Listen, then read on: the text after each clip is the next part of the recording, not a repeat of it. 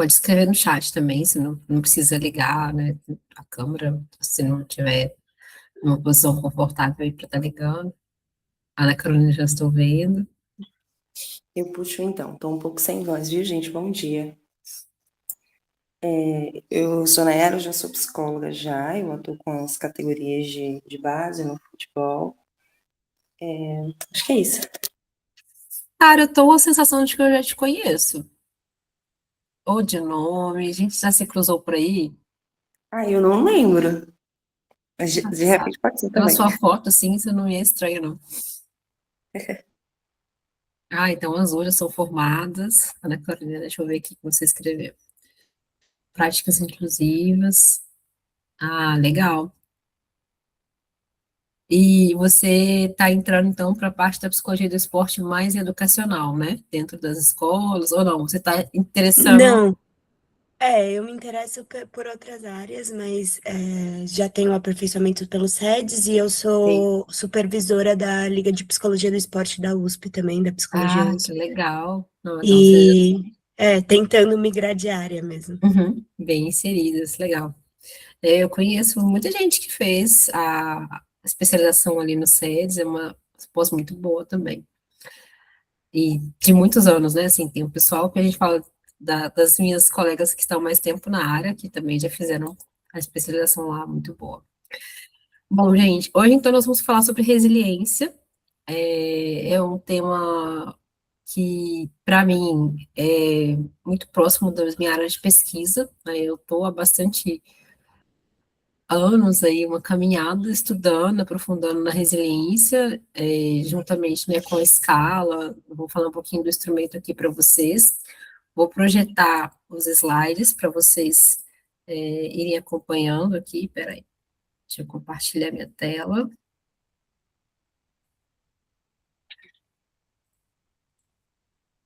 de apresentação. E aí, só para a gente organizar a rotina aqui hoje, tá?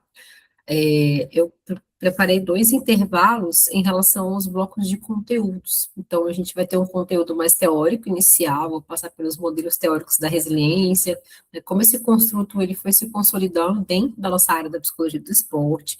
Depois a gente vai para um conteúdo mais prático, da parte de avaliação e da parte de intervenção. Então, entre esses blocos, a gente vai fazer um intervalo. Eu piquei ele em mais momentos, tá? Hoje.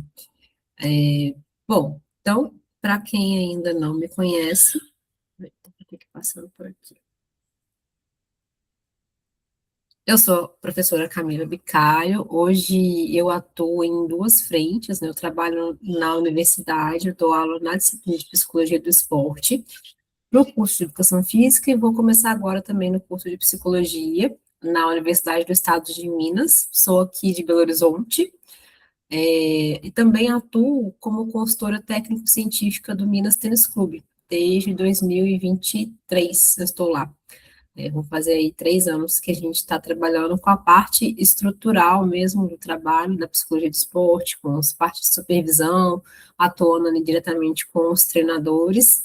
E como eu disse para vocês desde o início, né, a minha inserção na pesquisa está no campo da resiliência, onde eu construí um instrumento de avaliação, a escala de resiliência para o esporte, que inclusive agora esse ano a gente está encaminhando ela para o SATEPS para se tornar um instrumento com um selo, né, da avaliação hoje do que a gente tem de referência aí para utilizar os instrumentos da psicologia do esporte. Além disso, uma coisa que a partir de agora me define, eu também sou mãe dessa princesa linda aqui, que chama Elisa, e é por isso que a gente vai ter que fazer alguns blocos, porque, né, eu amamento, e aí tem alguns momentos da aula que eu vou precisar sair para amamentar ela, e aí eu retorno. Pode acontecer, às vezes, de eu demorar 1 ou 2 minutinhos para voltar, mas eu vou colocar o cronômetro, e aí o tempo vai, vou estar controlando aqui para estar retornando para vocês. Se escutarem os gritinhos lá fora, é só ela tentando conversar, interagir aqui com a gente, às vezes ela fica batendo na porta, eu falo, não, minha filha, hoje você não vai entrar aqui para trabalhar com a mamãe. Porque a vida do home office é essa, a gente vai ali equilibrando os pratinhos da forma que dá, né? Mas então, se vocês escutarem um gritinho, é somente ela tentando se comunicar aqui com vocês e fazer parte da nossa aula hoje, tá bom? Bom, o que que a gente vai trabalhar aqui hoje? Qual que é o meu objetivo com vocês? Primeiro objetivo, gente, eu espero que vocês saiam daqui compreendendo o conceito de resiliência psicológica, tá? Dentro, principalmente, do ambiente esportivo. Além disso, eu quero que vocês tenham um conhecimento dos principais modelos teóricos. Por quê? Toda vez que a gente vai desenvolver um construto dentro da psicologia do esporte, vocês precisam conhecer esse arsenal de construção desse construto, como ele se organizou mentalmente, né, estruturalmente, para poder manipular a intervenção. Então, independente da abordagem que você segue dentro da psicologia, os modelos teóricos, eles direcionam a gente para entender, assim, em que parte desse modelo, o atleta ele está mais carente de intervenção. Onde que eu posso mexer nesse mecanismo cognitivo que vai auxiliar o atleta a desenvolver melhor aquela capacidade, aquela habilidade. Então, compreender os modelos teóricos vai muito além de só estudar um construto, né? Isso ajuda a gente a pensar as intervenções. Então, em que ponto que eu posso ali agir? E a ideia é que vocês, conhecendo os diferentes modelos, vocês possam, primeiro, escolher o modelo que melhor combina ali com a sua abordagem, com a sua forma de atuação, e segundo, em que parte, começar a observar em que parte desse modelo o atleta pode ser mais beneficiado dentro da intervenção, tá? Um outro ponto que a gente vai aprender aqui hoje é identificar os fatores pessoais, sociais e ambientais que atuam como recursos de proteção da resiliência. Eu já vou falar aqui desde o início, né? A resiliência, ela é um construto processual. Então, existem várias questões que agem sobre ela. Ela não é um construto único, como a criatividade. Não, ela é um componente muito complexo, formado por diferentes dimensões, e a partir delas a gente vai construir ali a capacidade final de tolerar, de resistir e de se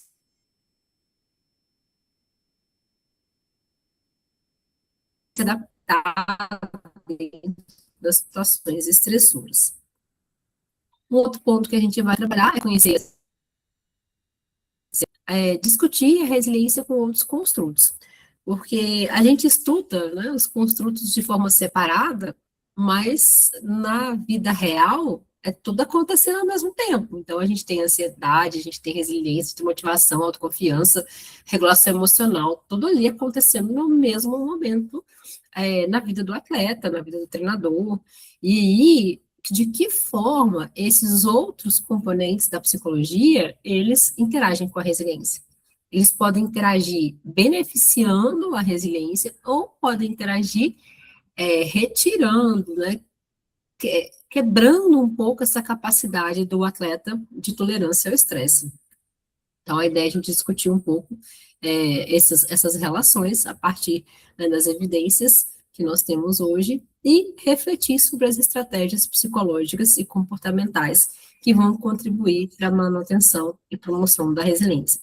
Eu acho que esse ponto final é um dos pontos mais importantes para quem está na psicologia, porque é onde a gente realmente coloca a mão na massa, né? A gente vai manejar essa resiliência com os atletas. Só um minutinho, eu também estou vindo de um resfriado, e aí vou precisar fazer umas pausas para ir tomando água. Vocês podem me interromper a qualquer momento, tá? Tirar dúvidas. A gente pode fazer um formato de bate-papo, né? A aula é gravada, mas é interessante que vocês também tragam ali as questões de vocês aqui no ao vivo para a gente ir conversando mesmo, não ficar só essa apresentação.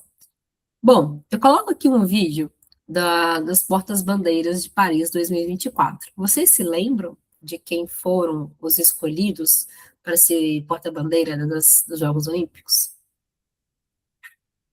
Chegaram a assistir a abertura? Então, os atletas que foram escolhidos, eles tiveram uma história por trás disso. E aí eu vou mostrar esse vídeo para vocês entenderem um pouco de como é que é essa escolha. E ao assistir esse vídeo, eu quero que vocês pensem o quanto a resiliência estava presente dentro da vida desses atletas que fizeram com que eles tornassem esse diferencial para serem escolhidos pela comissão. Então, eu vou passar o vídeo, depois eu vou trazer essa discussão aqui para a gente, tá? É um vídeo curtinho, mas eu acho interessante da gente... Áudio. Antes da Olimpíada de Tóquio, eu percebi um caroço na minha mama direita e era próximo a gente ir para Tóquio. Voltei para o Brasil, fiz exames, aí já fiz ultrassom, já fui direto para biópsia. Tava tranquilo, era só fibroadenoma, não era nada preocupante. 6 meses depois, quando eu fiz o outro exame, esse caroço quase tinha dobrado de tamanho. Aí a gente fez a retirada desse caroço e quando o caroço foi para biópsia, constatou células cancerígenas. Começaram a achar uma anormalidade no externo. E aí fiz os exames, fiz biópsia e foi aí que foi constatado um foco secundário do câncer no externo. Então, tive diagnosticado como câncer de mama no externo, fiz a radioterapia, quimioterapia para neutralizar ele e hoje eu ainda sigo com medicamentos bloqueadores, que era o tratamento inicial, na verdade. Todo o processo, todo mundo tem dificuldades na vida e acho que a minha história pode mostrar isso para as pessoas, de que existe vida depois de um diagnóstico de câncer. A gente pode realmente...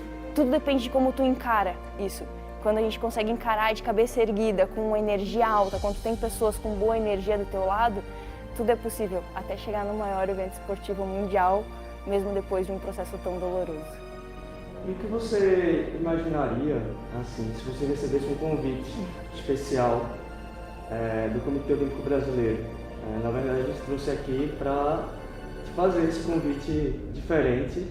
Estou aqui, eu e o professor Ney. Olá, a gente está querendo te convidar, anunciar você como porta-bandeira da delegação brasileira.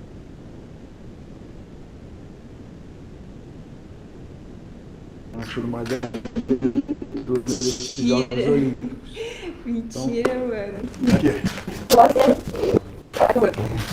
Parabéns.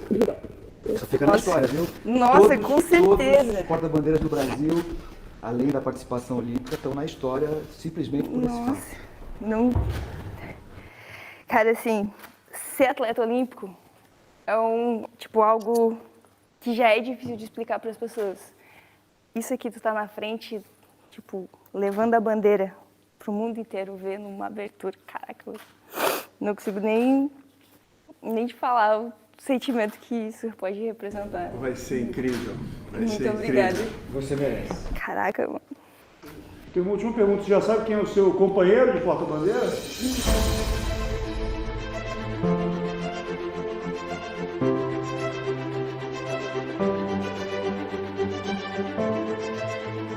Poder representar o nosso país sendo porta-bandeira nos Jogos Olímpicos, somente para mim, eu acho que vai ser uma coisa muito especial. Somente poder representar a minha modalidade, que é uma modalidade ainda tímida no Brasil, que está botando suas garrinhas para fora. E acredito que depois de Paris, com certeza o pessoal vai ter ainda mais conhecimento dessa grande modalidade. Eu tive a oportunidade no Rio de Janeiro de fazer o fechamento, mas agora sendo porta-bandeira na abertura, acho que isso para mim vai ser uma coisa muito especial. Eu fico muito feliz de poder dividir esse momento incrível, espetacular, que vai ser esse porta-bandeira do lado da Raquel. Somente uma grande atleta que lutou nos últimos tempos aí contra o câncer, e agora para a gente poder estar lá representando todo brasileiro vai ser muito espetacular e que com certeza ela vamos desfrutar muito desse momento maravilhoso. Eu via ele competindo, quando ele começou a ganhar, eu falei, cara, mano, esse menino vai voar longe. Cara, que honra poder estar do lado dele.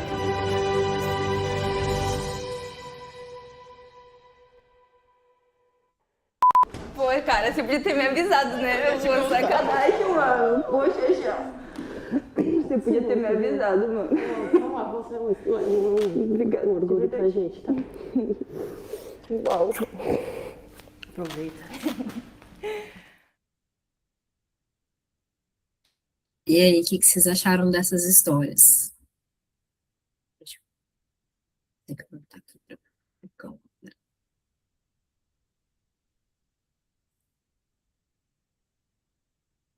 Peraí, um segundo.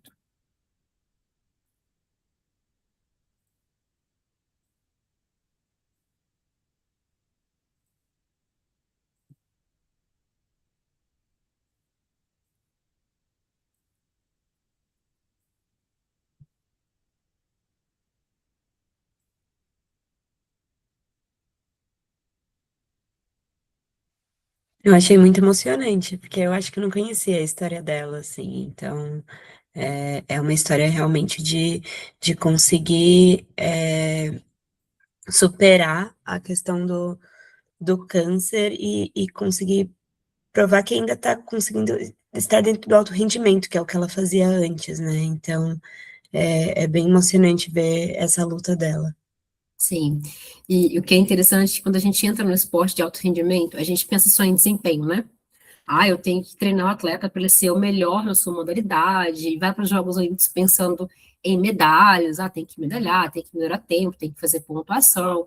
E aí o papel do psicólogo do esporte é garantir com que esse atleta chegue lá e performe.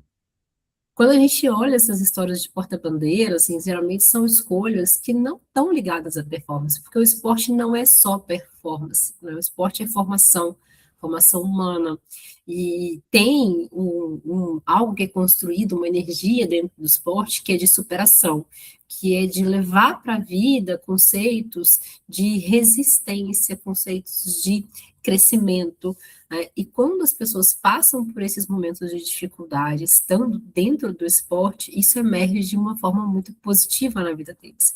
Porque você vê, ela é uma atleta jovem, né, foi diagnosticada com câncer, ela se afastou para fazer o tratamento do câncer, e ela voltou a treinar para competir 2 anos antes dos Jogos Olímpicos. Ela é atleta de handebol, né, e ela conseguiu ser convocada, então assim, ela manteve seu desempenho, ela conseguiu ser convocada para a equipe para representar o país.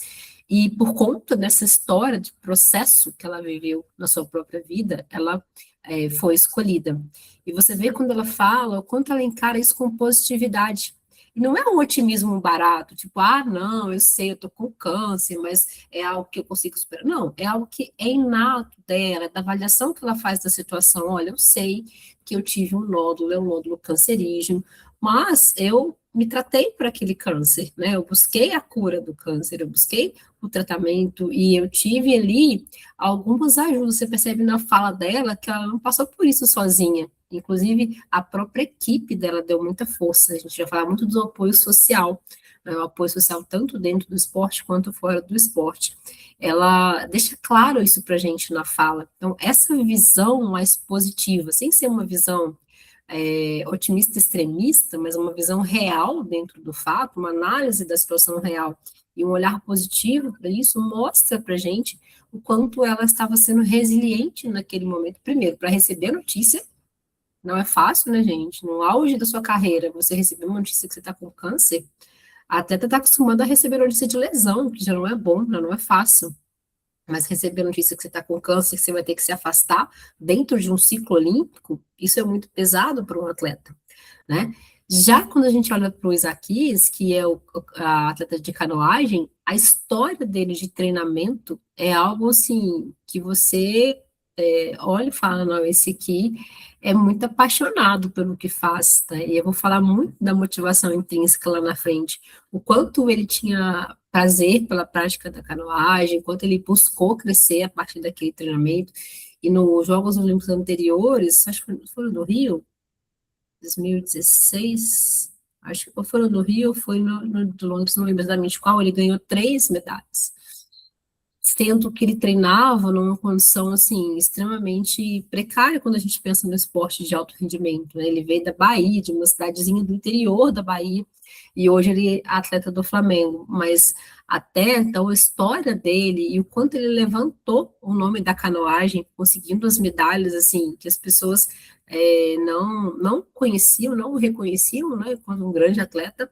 ele conseguiu fazer essa virada de jogo aí, tanto que ele foi porta-bandeiras no encerramento, né, acho que ele até falou no vídeo, e depois ele, nessa Olimpíadas, ele entra como o porta-bandeira das aberturas. Então, sempre que você for olhar para o porta-bandeira, eu aconselho vocês a olharem a história que está por trás, porque é sempre uma história de superação, é uma história de resiliência, é uma história, assim, que faz com que esses atletas carreguem não só uma medalha no peito, mas uma responsabilidade de mostrar assim, olha, o esporte é muito mais do que chegar aqui e nadar 20 segundos no 50, né, ou fazer tantos gols ou subir no pódio tantas vezes. O esporte é muito além disso. E a resiliência está aqui para contar essa história para a gente.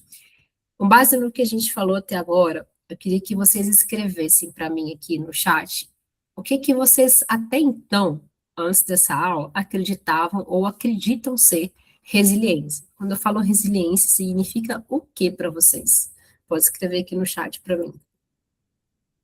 Eu já dei alguns spoilers, né? Mas tentem fazer assim, como é que vocês percebem a resiliência?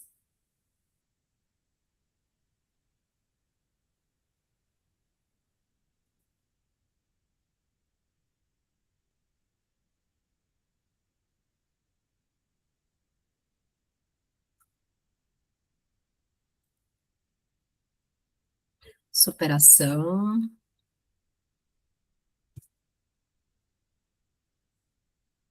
conseguir se ajustar, legal, diante de um desafio, adaptação a situações desafiadoras, legal.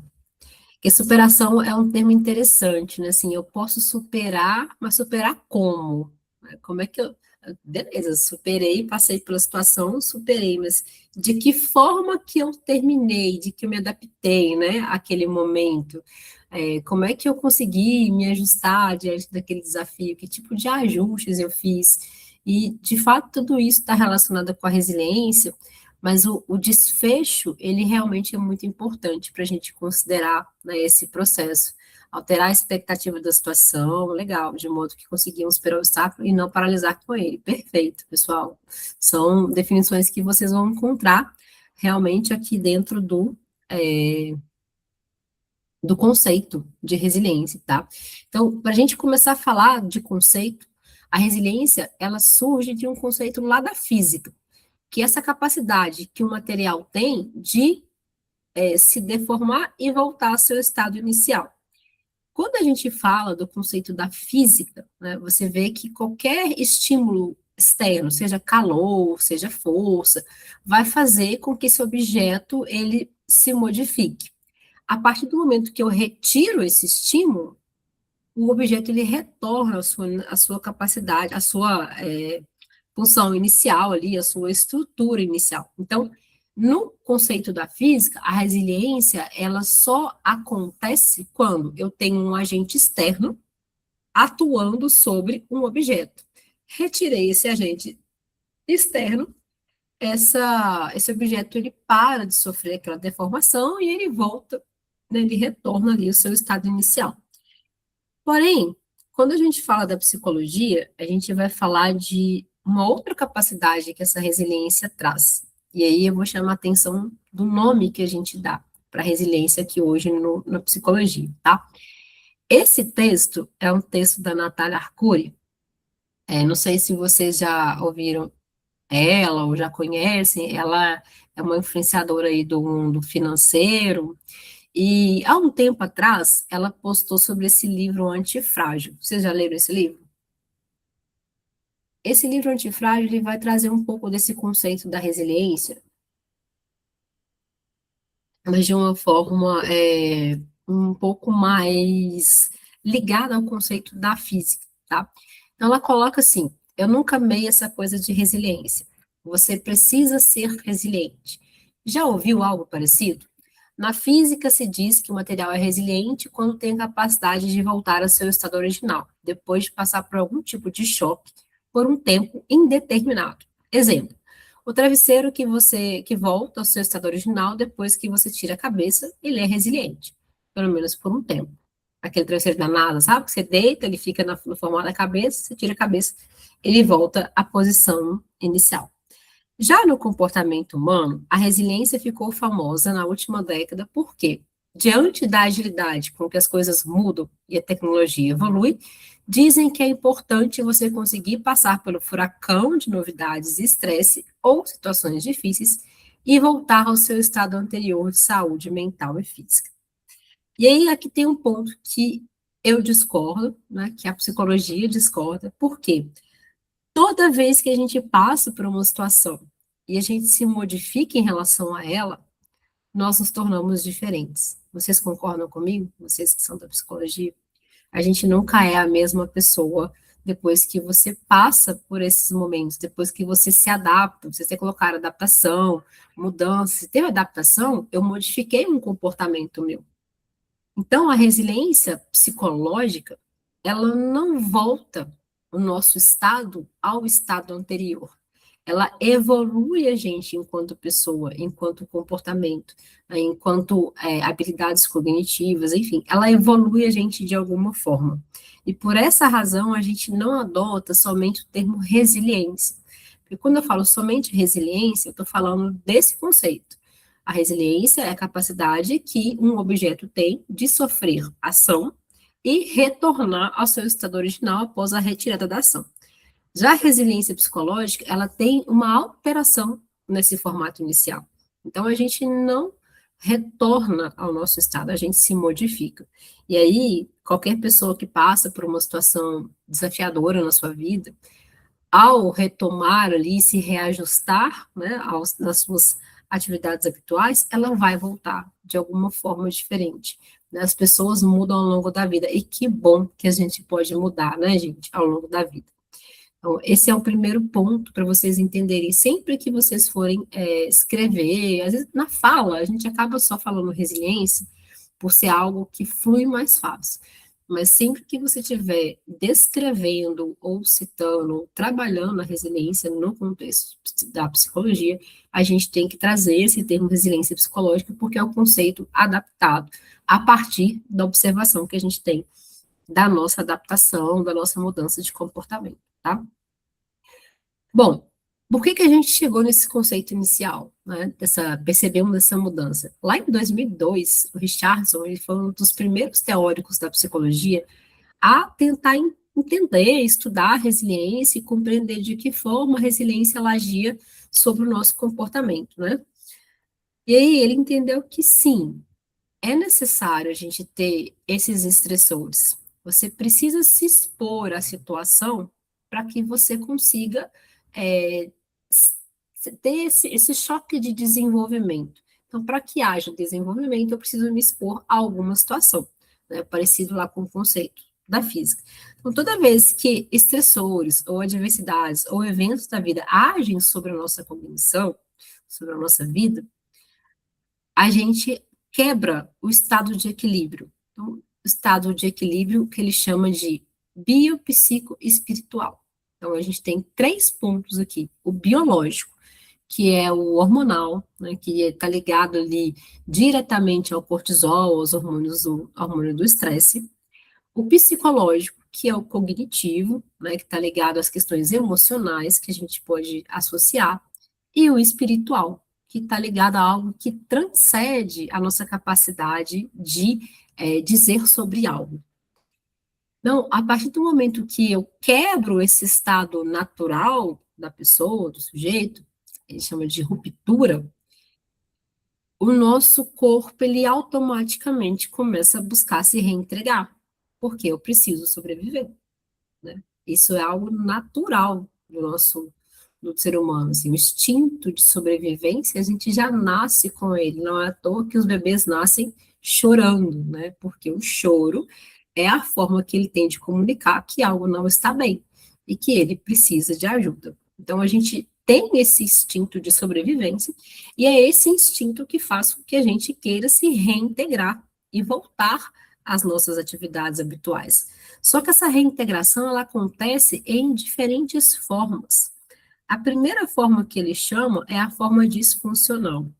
A reintegração disfuncional, a pessoa, ela retoma, né, seu estado ali de homeostase, mas com problemas, com sequelas, com questões que não foram ali problematizadas, processadas. Então, ele está sempre vivendo aquele evento estressor. Se eu retiro, vocês veem o meu mouse aqui? Quando eu passo?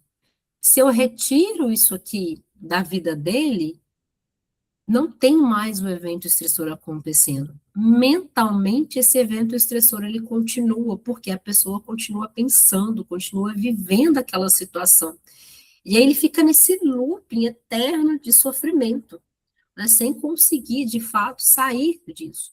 A gente vê isso muito acontecendo em situações, por exemplo, de luto, dentro do esporte, às vezes uma perda, às vezes uma relação desgastada com o treinador. O atleta, ele não está sob a exposição direta, ou a pessoa não está mais vivendo aquele momento, passa-se ali um ano, né, até mais tempo, mas aquilo continua afetando ali o atleta de uma forma que ele não consegue se reorganizar e continuar a sua vida de uma forma saudável.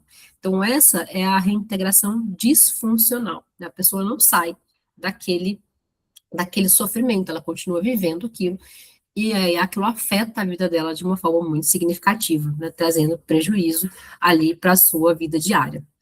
O segundo ponto, ele chama de reintegração com perdas. Significa que ele não está mais vivendo diretamente esse evento estressor, porém, sempre que ele vai passar por situações que esse evento faz alguma associação, ele trava, ele tem algum bloqueio, ele acaba ali deixando de fazer coisas. Por exemplo, uma pessoa que sofre um acidente de carro e não consegue mais andar de carro, a vida dela segue normal, com tudo, assim, ela se adaptou, recuperou, não pensa mais nesse acidente, segue a vida dela, mas toda vez que ela precisa entrar num carro para viajar, ela trava, ela não consegue viajar, porque aquele ponto específico daquele evento trouxe para ela uma sequela que ela não processou, e aí ela não consegue lidar com aquilo naquele momento muito específico. É um atleta que, às vezes, ele pega um trauma do esporte, né? Ele pode sofrer um acidente, uma lesão, a gente vê isso muito no futebol, por exemplo, uma lesão ali no joelho, e aí quando o atleta volta a jogar no judô, ele não consegue repetir o movimento. Toda vez que ele vai ter que encaixar um movimento específico que está ligado à sua lesão, ele trava e não consegue reproduzir aquele movimento. Ele continua treinando super bem, ele compete super bem, mas na hora que vai naquele movimento que está associado diretamente à lesão, ele não consegue. A gente teve um atleta de trampolim que ele se machucou no movimento de salto, e aí voltou treinando super bem, mas toda vez que ele precisava fazer aquele salto específico que ele lesionou, ele não conseguia. Ele travava, ele parava ali na hora. Então, essa é uma reintegração com perdas. Você vê que ele é funcional, né, não traz mais prejuízo direto para a vida dele, porém, na situação específica, tem ali um ponto onde ele não consegue evoluir, ele tem essa trava. A outra reintegração é a reintegração para a homeostase. Isso significa que voltei para o meu estado, ó, você vê que está na mesma linha. A homeostase, voltei, recuperei a minha situação de equilíbrio. Então, eu passei por um evento adverso lá da minha vida, situação estressora, tive a ruptura, tive umas semanas ali bem mal, assim, né? Ficou para baixo, sofreu, chorou, mas digeriu aquilo ali, vida que segue, continuo passando, seguindo a minha vida como se aquilo já não tivesse acontecido. E aí, o que acontece? Se eu vou passar pela situação de novo, o nível de quebra, de ruptura, ele acontece da mesma forma. Não gerou aprendizado. Eu passei pela situação, mas eu não consegui aprender com ela. Então, toda vez que eu passar por isso de novo, o impacto é o mesmo. O impacto da batida é a mesma, porque ele não teve nenhum crescimento em relação a isso. E aí o Richardson, ele observou que para falar que realmente aconteceu um processo de resiliência, teve que haver um aprendizado, ou seja, a resiliência, ela diminui o impacto dessa ação na vida da pessoa. Então, na hora que ela passar de novo por aquele evento, né, então vamos pensar, esse atleta, ele vai de novo passar por uma lesão, ele não vai sentir essa lesão da mesma forma, enquanto dor, né, enquanto angústia, enquanto ansiedade. Inclusive, o processo de recuperação da lesão tende a ser mais rápido, pelo fato dele levar isso de uma forma mais leve. Ou, né, aqui o Richardson, ele não é da psicologia do esporte, esse modelo, ele é um modelo geral, eu estou trazendo esses exemplos para ficar um pouco mais prático para vocês entenderem, nesse artigo que ele fala do contexto de vida, ele fala muito do contexto de luto das pessoas, que as pessoas passam, né, que esse é um dos eventos talvez mais desafiadores aí, quando a gente pensa em contexto de vida, né, que são as perdas reais, mas ele fala isso, assim, a partir do momento que você consegue processar essa perda, né, essa ruptura, e aprender com ela, gerar algum crescimento, alguma adaptação, você está se tornando mais resiliente, ou seja, a sua carcaça está ficando mais dura, você consegue aguentar mais esse impacto, sofrendo menos. Se na primeira vez você sofreu 2, 3 semanas, a segunda vez você vai sofrer 1 semana, a terceira vez você sofre 3 dias, a quarta vez você já nem chora mais pelo processo. Então, você foi aprendendo a lidar com aquilo, a compreender aquilo que, como que aquilo impacta a sua vida, né? Causando menos prejuízo para a sua existência. Ok? Esse primeiro modelo? Esse modelo é importante porque é a partir dele que os teóricos da psicologia do esporte foram construindo e evoluindo os modelos para a gente entender a resiliência no esporte. Qualquer dúvida, vocês podem me interromper, tá, gente? Pode ligar o microfone e fazer a pergunta. Bom, então, hoje, a gente tem 3 condições que elas são essenciais, fundamentais para a gente falar de resiliência. A primeira condição é o crescimento em condições de vida angustiantes, em condições sociais exigentes, que são consideradas ameaças significativas ou adversidades graves. Então, a palavra crescimento, ela precisa aparecer, ela precisa acontecer ali no fenômeno comportamental da pessoa. Se ela passou pela circunstância e ela não aprendeu com ela, isso não gerou, não contribuiu para que a resiliência, de fato, ela existisse ali dentro daquele comportamento. O segundo é a disponibilidade de fatores de proteção, sejam eles questões internas ou sejam eles questões externas, que vão neutralizar esse efeito. Como eu disse para vocês, essa carcaça. O quanto essa carcaça está ficando dura para eu aguentar a pressão, para eu aguentar ali aquela rotina, para eu aguentar, às vezes, um treinador que é mais durrão do que eu consigo tolerar, o quanto a minha carcaça está forte. E essa carcaça se fortalece por 2 fatores. Os fatores internos, que são as características da pessoa, né, percepções de competência, traços de personalidade, motivação, autoconfiança, a gente vai falar detalhadamente delas mais para frente. Mas também as externas, e olha que interessante, né? Já dizia aquela música, é impossível ser feliz sozinho. E aí, na resiliência é a mesma coisa, é impossível ser resiliente sozinho. Quando você tem suporte social, tudo fica mais fácil. Quando você está passando, né, por um momento difícil, você pode sentar ali com um amigo, você pode contar com seus pais, com sua família, né, com irmãos, enfim, com pessoas próximas a você. E quando você pode contar com a sua espiritualidade, tudo fica mais leve, né? Parece que as coisas conseguem se resolver de uma forma mais tranquila. Então, hoje a gente entende que tanto as questões internas quanto as questões externas, elas fortalecem essa carcaça, elas neutralizam o impacto da situação estressora. E quanto mais forte isso é, quanto mais você usa esses recursos, mais leve fica, mais neutro fica você passar por a situação difícil. E aí, por fim, a realização de uma adaptação positiva. Então, eu gosto desse vídeo das portas-bandeiras, porque você vê o quanto ela é otimista com a recuperação dela. E a adaptação dela foi tão rápida, foi tão legal, foi tão positiva, que ela voltou e conseguiu treinar, né? Ela não foi ali nos Jogos Olímpicos por boa vontade, por politicagem, ela foi por mérito, né, de desempenho. E, à medida que ela chega ali, ela é contemplada com esse convite de porta-bandeira, algo que ela nem esperava que pudesse acontecer. Você vê a emoção que ela fica quando ela recebe, né, o convite de porta-bandeiras.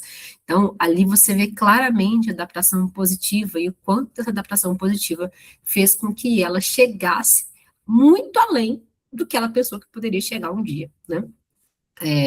Então, independente do modelo que a gente vai discutir aqui hoje, independente da abordagem teórica que vocês usam para trabalhar com os atletas de vocês, né? Isso é condição sine qua non para a gente falar de resiliência. A resiliência, ela é esse construto de desenvolvimento positivo, a partir do crescimento em condições de vida estressantes. Então, ninguém se torna resiliente sem se expor. Vou ficar ali dentro da minha bolha, que aí eu me protejo. Não, muito pelo contrário, você deixa de viver experiências importantíssimas para o seu desenvolvimento, né, para você crescer. O fato, por exemplo, de vocês estarem aqui hoje, né, num sábado frio, não sei, eu no sul, eu vi o Daniel tomando um chimarrãozinho dele, imagino que está mais frio que aqui em Belo Horizonte, né, Daniel? Acordar cedo, sentar aqui, fazer assistir uma aula, e não é só essa aula, vocês tiveram várias outras aulas, isso é um componente de mudança que vocês estão buscando para a vida de vocês. Então, isso já faz parte de comportamentos resilientes. Vocês estão buscando conhecimento, né? Vocês estão saindo de um estado adaptativo ali de equilíbrio, não, já estou com o meu nível de conhecimento suficiente. Não estou, eu preciso romper isso, eu preciso buscar mais, eu preciso crescer, eu preciso desenvolver. E para isso eu vou, né, contar com pessoas que vão me falar sobre conceitos, sobre experiências, né, sobre conteúdos, vão me mostrar alguns caminhos. Então, vocês estão usando um recurso social aqui para aprender. Né? E espera-se que, ao final desse processo, vocês se tornem profissionais ainda mais capacitados, mais adaptados a lidar com os contextos adversos aí do esporte. Então, qualquer situação que você se expõe à quebra, à ruptura de equilíbrio, a gente já está podendo trabalhar com o processo de resiliência. Mas, isso é importante, nem toda exposição a situações estressoras, ela culmina num ganho de resiliência. Ela pode culminar em perdas, que a gente viu naquele modelo inicial ali do Richardson. Então, a gente vai ver o que acontece um pouco em relação a essas perdas mais para frente. Bom, vocês conhecem esse modelo? É um modelo que é muito utilizado hoje pelos psicólogos do esporte no mundo inteiro, né? Ele foi publicado em 2022, e ele foi um estudo feito por canadenses, pelos psicólogos canadenses. Eles se reuniram, assim, eles ficaram pelo menos uns 10 anos analisando os atletas, analisando o comportamento de atletas, especialmente atletas medalhistas, e tentando entender o que esses atletas tinham que diferenciavam eles de outros atletas. E aí eles perceberam que existiam elementos que são fundamentais. Não tem como um cara, né, uma pessoa, ela querer se tornar atleta de alto rendimento e não desenvolver essas 3 habilidades, que é motivação, confiança e resiliência.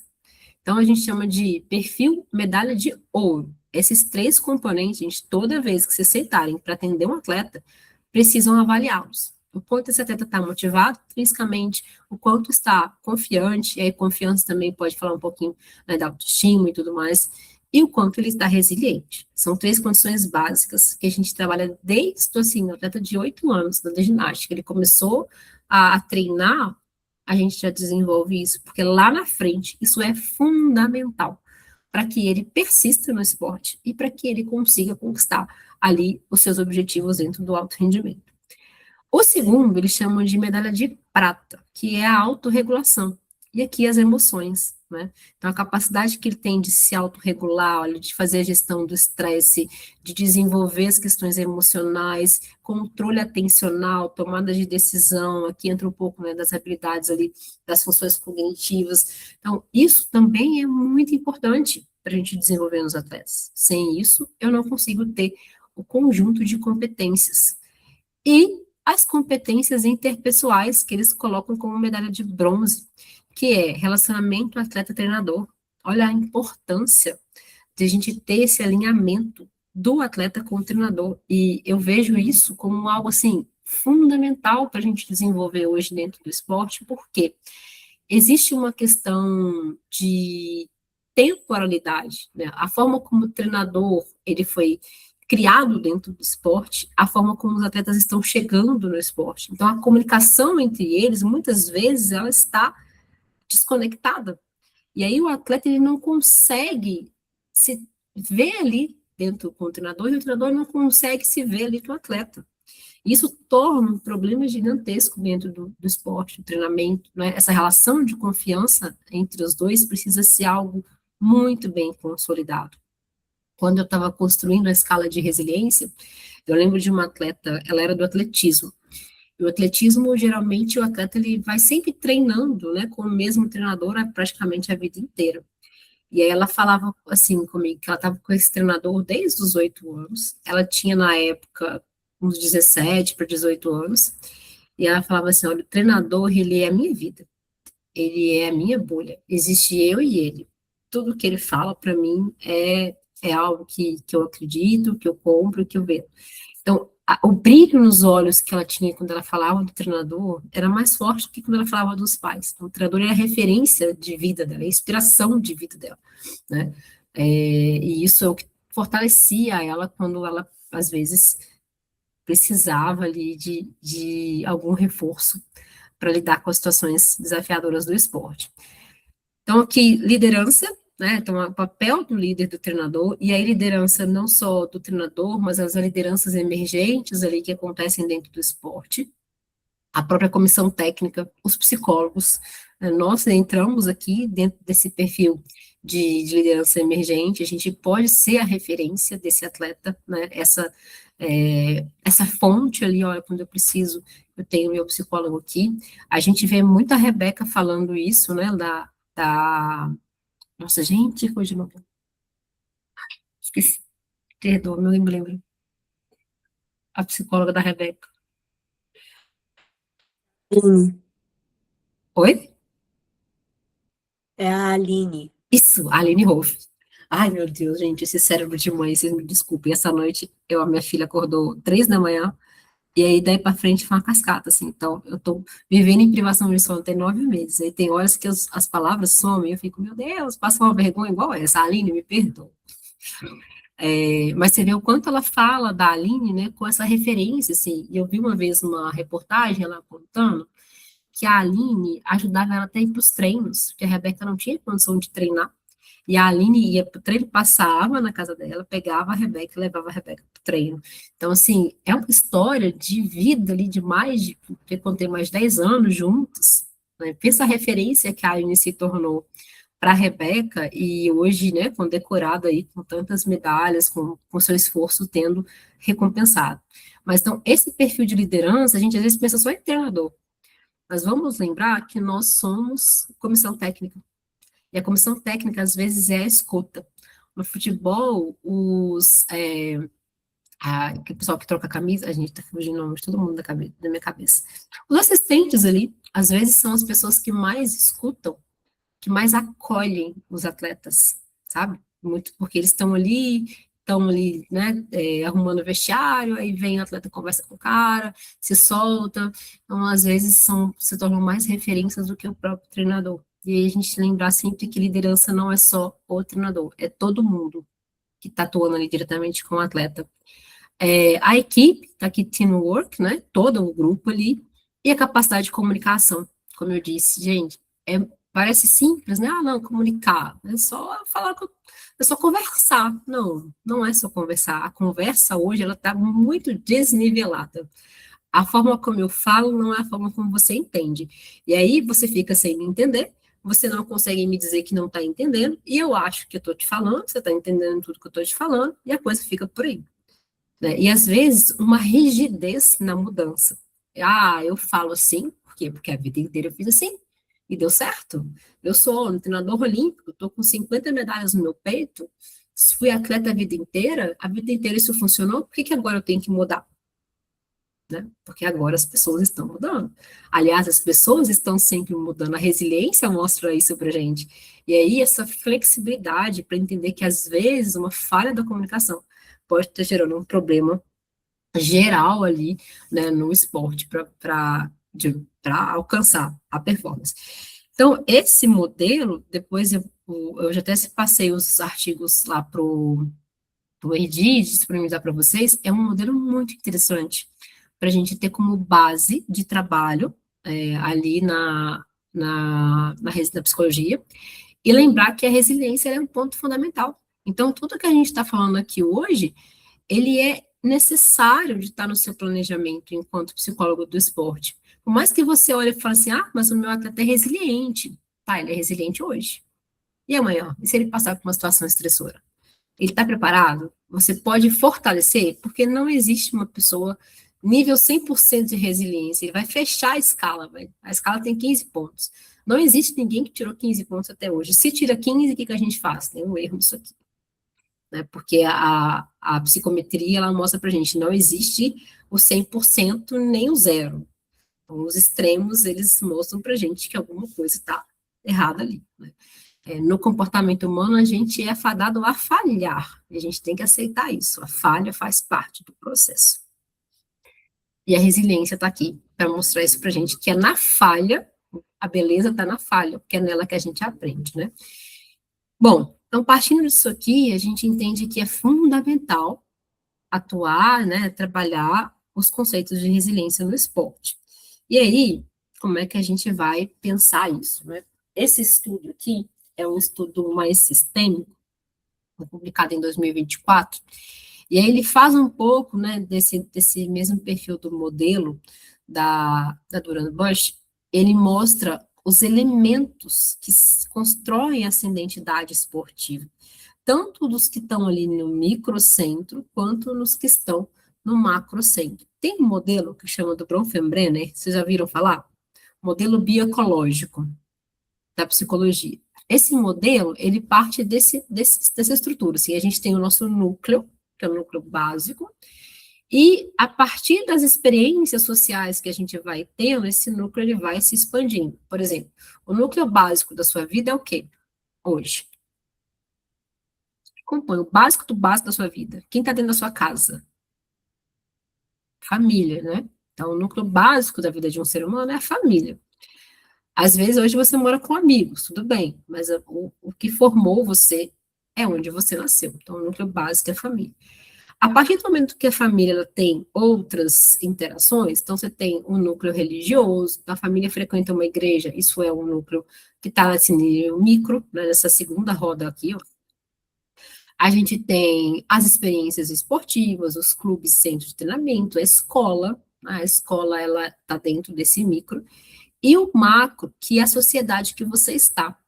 Por que eu chamo isso aqui como algo importante? Vocês concordam comigo que nós que nascemos no Brasil somos culturalmente diferentes de um atleta que nasceu no Egito, que é muçulmano, de um atleta que nasceu na Europa, de um atleta que nasceu nos Estados Unidos, que ainda está no mesmo continente americano, mas ainda assim, ele é culturalmente diferente do cara que nasceu lá no Alasca?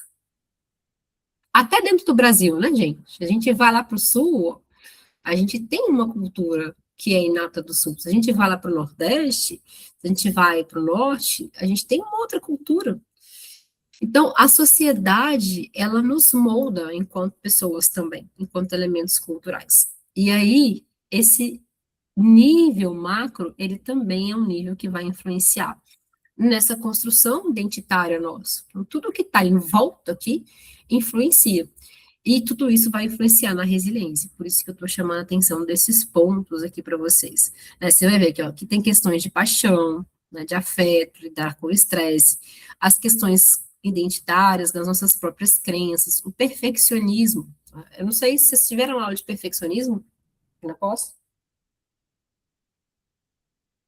Eu acho que a gente está chegando bem no final, né? Se eu não me engano, meu conteúdo é um dos últimos aí para vocês.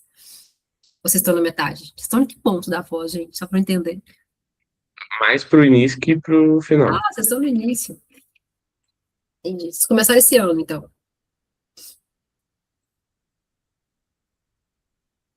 Perfeccionismo, ele é um construto muito interessante para a gente estudar no esporte, porque eu falo que quem chega lá, treinador, atleta, é perfeccionista. Tem um traço ali de perfeccionismo acima da média, sabe?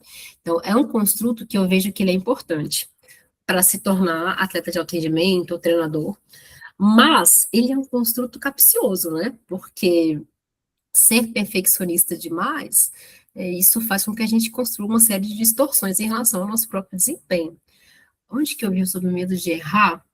Ah, eu vou passar para vocês o vídeo daquela tenista Stambulova. Vocês viram ela esses dias? Que tá com boa ali no TikTok, Instagram, quem não acompanha o tênis pode ter que tenha visto. Eu vou colocar esse vídeo mais para frente. E ela fala muito, assim, de que, eu errei 10 10 games seguidos, e isso é inadmissível. O tênis é um jogo de erro o tempo todo. E se ela não aceita que ela está errando, isso é um problema, isso gera um problema muito sério, né? Não é à toa que ela trouxe algumas falas ali bem fortes em relação à saúde mental dela, porque o nível de perfeccionismo está tão acima da régua que está disfuncional, está fora da realidade, até para quem é tenista número um, ela é número um, né, do mundo. Então, assim, você vai errar, a gente vai errar. O tempo todo a gente está errando. Como eu disse, a gente vive um conto de falhas mesmo, né? E é nessas falhas que a gente vai aprendendo, assim, não existe um vaso perfeito. E aí o perfeccionismo, ele é um construto que está muito inerente e está muito associado também à construção da resiliência aqui dentro, né, do ambiente esportivo. Bom, é um estudo que eu acho que vale a pena também depois vocês aprofundarem, né, ele traz uma série aí, ó, de relacionamento treinador, como um dos elementos interacionais, estratégias de coping, então tem muitas questões aqui interessantes para a gente estudar, como base mesmo para o atendimento psicológico dos atletas no esporte de alto rendimento. E a resiliência está aqui, né, como um dos pontos um dos pontos de competências para serem desenvolvidas no núcleo individual, que é do sujeito individual, psicológico. Bom, e aí, para a gente entender, tá, até aqui eu já sei que a resiliência é importante, já sei que conceitualmente tem questões fundamentais que a gente tem que levar em consideração, mas quando a gente traz isso para o esporte, o que os pesquisadores têm mostrado em relação a esses modelos teóricos? Eu posso simplesmente pegar o modelo do Richardson e aplicar ele no esporte? Isso é suficiente? Essa pergunta ela foi feita por alguns pesquisadores, e esses quadrinhos em azul aqui, ó, esses 2 quadrinhos, são autores que fizeram essa pergunta e testaram. Será que esse modelo é suficiente? Se não, que modificação que a gente faz nele para que ele se adapte melhor ao contexto esportivo? Então, esse foi um estudo de revisão que eu fiz em 2020, e aí todos esses pontinhos são estudos de resiliência no esporte no mundo inteiro, e esses 2 aqui são estudos teóricos. Quando o estudo ele é muito citado, ele é muito usado, esse quadrinho ele vai crescendo. Então, você pode ver que o quadrinho 1 e o quadrinho 6 são os maiores. O quadrinho 1, ele demarca o primeiro estudo teórico de resiliência adaptado para o esporte. E o quadrinho 6, ele já é uma evolução do quadrinho 1. Então, o que eu vou mostrar aqui para vocês são os 2 primeiros modelos teóricos adaptados para o esporte a partir do estudo do Richardson, tá? O 1, que é do Gary Vail, e o 6, que é do Fletcher e Sarka. E eles são muito importantes para a gente entender ali como é que isso foi sendo trazido para a nossa área. Então, lá em 2002, né, teve aquela publicação, e aí em 2008, o Gary Vail, eles pegaram aquele modelo e testaram com atletas, né, reconstruíram ali o que seria, né, essa resiliência para o atleta, para o esporte. Quando a gente fala ali do segundo ponto, que são os fatores de proteção, eles perceberam que existiam alguns recursos pessoais que apareciam nos atletas mais resilientes. E o que eles perceberam? Pensamentos positivos. E aí, gente, eu vou sempre lembrar, pensamento positivo não é o cara mais otimista, não, que vê o mundo, não, vai dar tudo certo. Tá? O mundo está explodindo, não, vai dar tudo certo. Não é isso, é aquela pessoa que ela consegue olhar para uma situação, racionalizar e ver o copo, meio copo cheio. Ele pode ver o copo vazio, pode ver o copo cheio, ele vê o copo cheio, tá? Eu sei que tem um problema aqui, mas esse problema, ele tem solução. Se ele não tem solução, se é um problema que não tiver solução, então eu não vou gastar tempo com ele. Ele tem essa capacidade de avaliação, então ele tem pensamentos mais positivos de resolução de problemas. Determinação, não é desistir no primeiro erro, né? Não é desistir na primeira queda, é continuar. Tentei uma vez, não deu certo, eu vou tentar de novo, mas eu não vou tentar igual, eu vou melhorar para tentar de novo, né? Então, essa determinação, essa capacidade de persistir dentro do seu objetivo, e aí entra, olha só como é que entra a motivação aqui, né? Eu tenho que ter metas muito claras do que eu quero, eu tenho que saber onde eu quero estar, eu tenho que ter paixão por aquilo que eu faço, para que eu consiga desenvolver ali determinação e confiança, né? Confiança em quê? Confiança nas minhas habilidades, que eu sou capaz de conseguir isso, que eu sou capaz de desenvolver, de melhorar, né? Confiança nas suas habilidades, confiança nas pessoas que estão à sua volta. Então, a capacidade de autoconfiança, que entra lá daquele modelo da Durand Bush também. A competitividade, né? Não dá para estar no esporte e não ser competitivo, não gostar de competição, vai estar no lugar errado, né? Comprometimento, e aqui a disciplina, né, ela é um ponto central, assim, a disciplina no esporte. Desde a hora que chega no treino, o atleta que chega atrasado já tem um problema de comprometimento ali, até o estar disposto para treinar, né? O estar comprometido com aquele treino que é passado para ele. E o amor pelo esporte, que é essa questão que ela é intrínseca, ela é inata. A paixão, ela é hoje um dos elementos mais protetivos do estresse. Então, quando a gente ama o que a gente faz, a gente aguenta, né? A gente aguenta muito mais as coisas, assim, a gente passa muito mais fácil pelas questões, porque a gente sabe que a gente está ali, o amor que a gente tem por aquilo. E às vezes a gente nem sente tanto, de fato, aquela dor, aquele estresse, porque o amor, ele tem essa capacidade de nos fortalecer diante dos desafios da vida. Então, ele elencou esses pontos como recursos pessoais, são aqueles fatores internos para desenvolver resiliência, e ele percebeu que existiam influências socioculturais, e isso era estrutural. Então, naquele estudo que eu mostrei para vocês anteriores, então, o que estava em volta desse atleta que influenciava ele? Ele percebeu que, principalmente, a relação ali com o treinador, né, com a equipe, isso era um ponto muito importante. Família e equipe esportiva.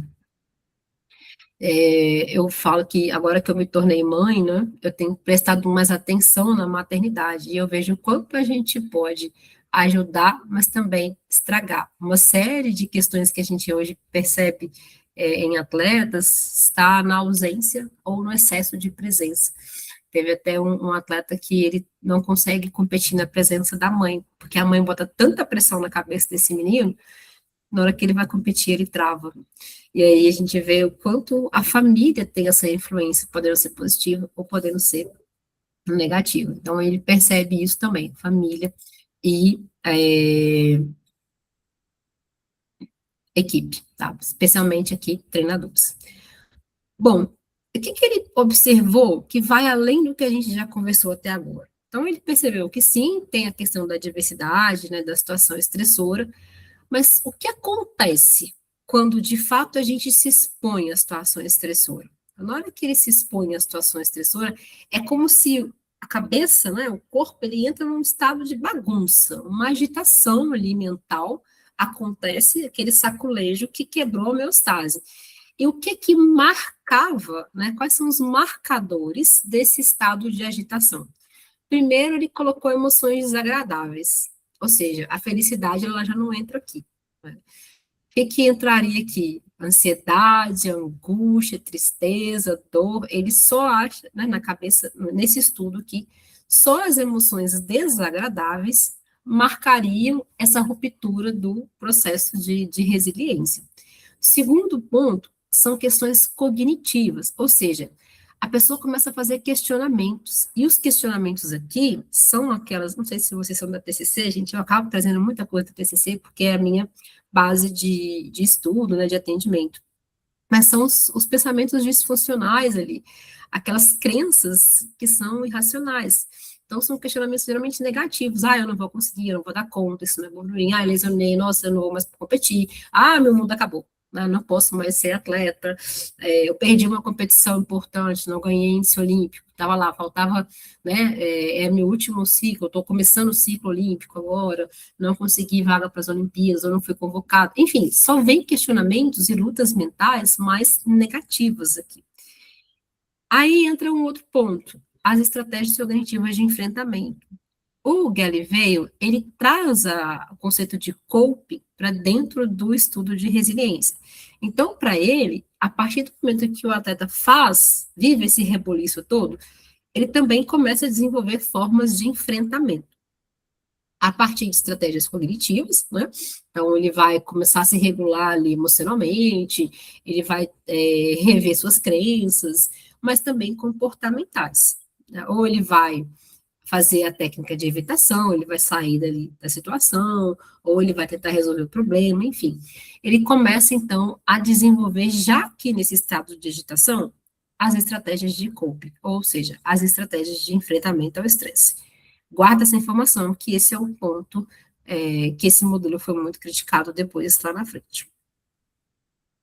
Então, se eu passo por esse reboliço todo, na sequência eu vou ter resultados positivos. E quais são os resultados positivos que ele elenca?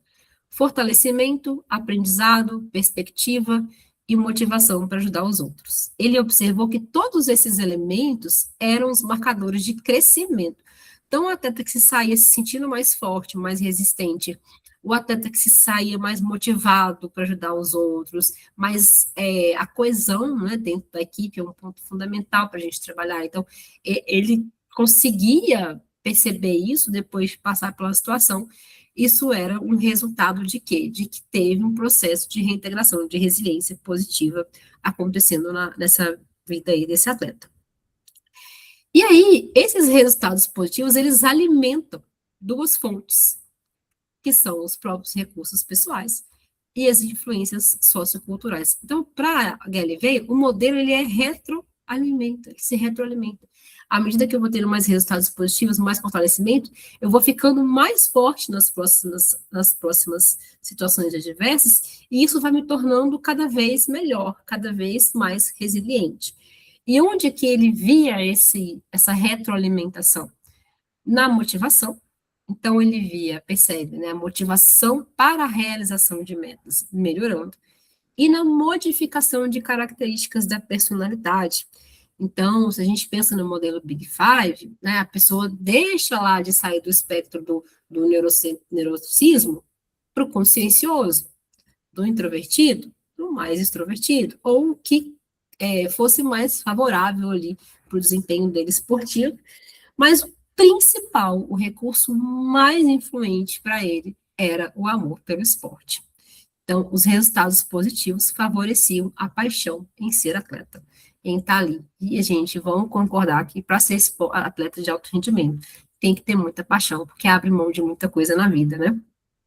São muitas horas de treinamento, não só de treinamento físico, mas de mudanças na alimentação, na rotina da vida. Você abre mão, né, de estar com a família. Quando você pensa, por exemplo, tenista, né? O tenista ele passa um ano viajando. Então, ele não tem a base em casa ali dele, ele passa uma parte do tempo viajando. Atletas de esporte coletivo, né, viajam, competem de uma sequência de dias. Então, isso impacta em escolhas. Por isso, o amor, ele é fundamental. Daniel, pode falar. Então, eu venho do contexto do jiu-jitsu, assim, né? Só para fazer sentido a minha pergunta. Eu percebo que hoje no cenário de jiu-jitsu tem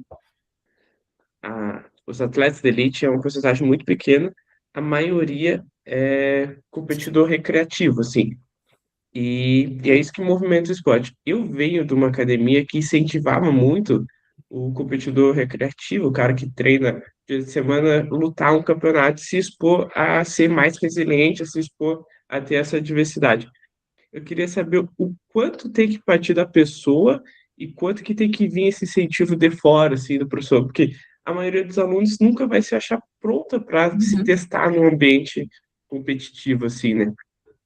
Muito legal.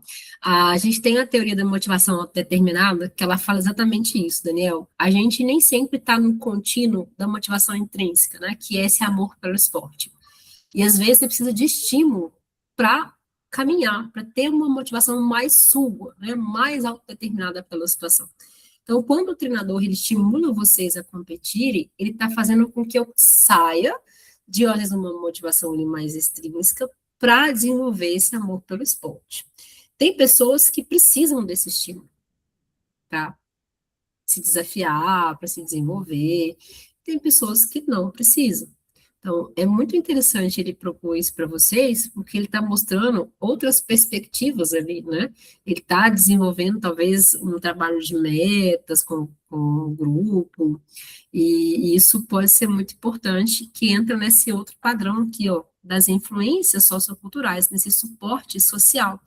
Se eu estou alimentando externamente, né, o desejo da pessoa de se desenvolver, isso vai influenciar no estado aqui de agitação dele, que vai trazer resultados positivos e pode ter uma consequência nas questões pessoais depois, pensando nesse modelo aqui. Hã? Então, eu competi muito na minha vida, hoje eu dou aula de jiu-jitsu, e foi muito bom para mim. E hoje eu me vejo fazendo isso com meus alunos. E aí vai ter uma competição agora e eu vejo que eles estão muito nessa fase, assim, sabe? Sim. Eles começaram a pesquisar o Instagram do adversário, começaram a ver a primeira competição deles. Aí eu fico me perguntando, será que eu fiz certo em incentivar ou não era o tempo? Eu fiquei com esse dilema agora, Está né? construindo uma cultura esportiva com eles. Olha só o que você me contou aí agora. Eles começaram a pesquisar Instagram de competidores, eles começaram a estudar mais o esporte. Eles não estão só indo praticar o jiu-jitsu como uma atividade física, para fim de emagrecimento, sei lá, qualquer fim que seja, né, fortalecimento, as mulheres vão praticar jiu-jitsu para eu aprender a me defender, não é só por isso, né? Eles estão indo pelo esporte.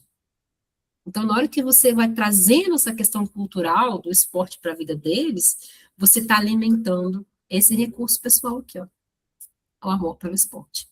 E isso lá na frente você vai ver que é fundamental, é um dos pontos que deixa a carcaça mais dura para lidar com as adversidades. E uma coisa muito interessante que a gente vai ver no final da aula é que isso é uma habilidade que a gente transfere para a vida.